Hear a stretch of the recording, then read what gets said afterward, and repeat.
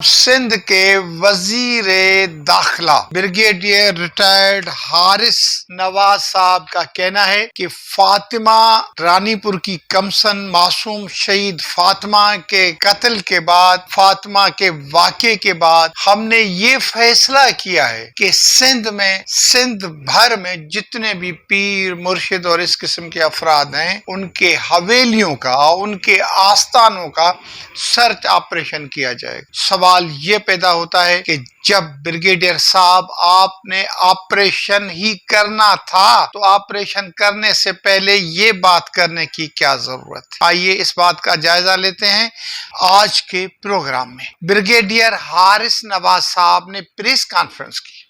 इस press conference में सिंध के वजीर सेहत डॉक्टर साद खालिद नियाज साहब भी उनके साथ थे, तो कानून के वजीर मोहम्मद उमर सुमरो साहब भी उनके साथ थे। उनका ये कहना था कि हम फातिमा के केस को रोजाने के बुनियाद पर देख रहे हैं। डॉक्टर उमर सुमरो कह रहा था कि मैं रोजाना रिपोर्ट्स लेता हूं। भाई, आप रोजाना की बुनियाद पर ले रहे हैं रिपोर्ट्स, आपकी नजर भी इतनी गहरी है, फिर 21 दिन गुजर जाने के बावजूद भी, 3 हफ्ते गुजर जाने के बावजूद भी केस चालान क्यों नहीं हो सका?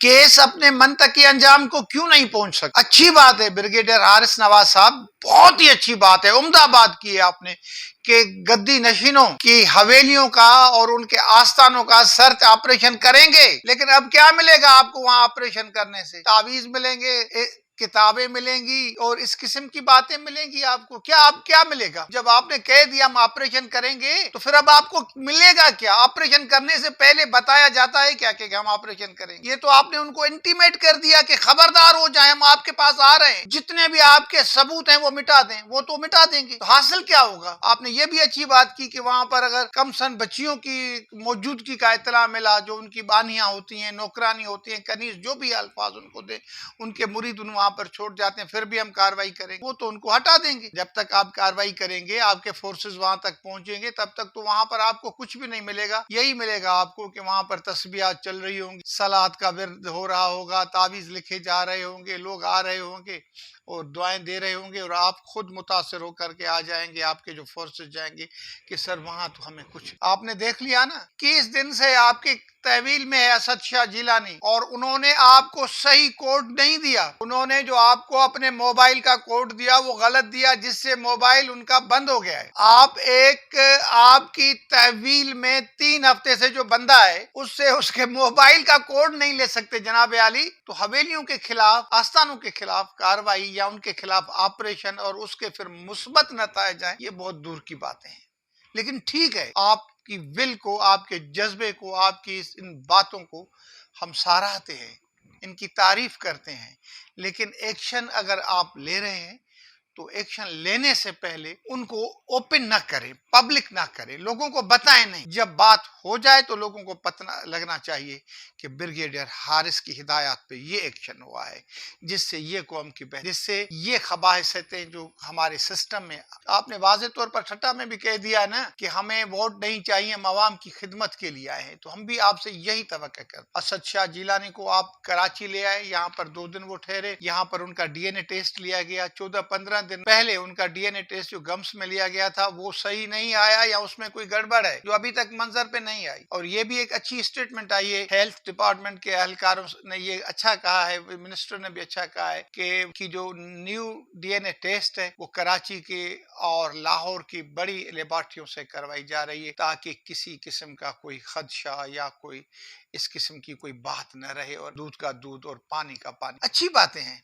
अच्छी बात, लेकिन इंसाफ में जो देर हो उसे भी नाइंसाफी। रूहल खान खोसो ने, एसएसपी खैरपुर ने वही रिवायती बयान दिया है कि हम फयाज शाह और उनकी बेटी और असद शाह की बीवी हिना शाह को जल्द गिरफ्तार कर लेंगे। लेकिन क्या जल्द इसे कहते हैं? जल्द इसे कहते हैं 7 हाई कोर्ट सक्कर बेंच ने उनकी 7 दिन की हिफाजती जमानत ली थी। 14 दिन में आप उनको ढूंढते ही रहे और वो आपके हाथ नहीं आई, और अब ये कहा जा रहा है कि हम असद शाह से पूछेंगे कि वो कहाँ है, जो आपकी तहवील में है। देखे ना, ये जो मामला ऐसे जा जा रहे हैं तो इनसे लोगों के जहनों में जो शक और शुबा है वो भी बढ़ते जा रहे। आपने अच्छा किया है उन लोगों की, फातिमा की माँ और बाल आपने ऑफर दी कि वो कराची में आ जाएं, तो सिक्योरिटी दी जाएगी, उनके बच्चों की तालीम दी जाएगी, लेकिन उन्होंने धरती से, अपने गांव से, अपने देहात रिश्ता नहीं तोड़ा। और ये भी अच्छी बात है कि आपने उनको पुलिस पिकेट बना करके दी है के तहफ़्फ़ुज़ के लिए। ये चीजें अच्छी हैं जिनकी तारीफ हो रही है, लेकिन असल मसला ये है कि उनको मुल्ज़मान को चालान कब किया जाता है अदालत में